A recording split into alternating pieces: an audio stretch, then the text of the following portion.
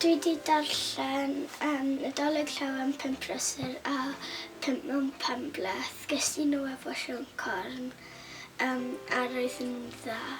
Darllenes i Nadolig llawen Pump Prysur ar diwrnod Nadolig a darllenes i 5 mewn penbleth y diwrnod ar ôl Nadolig.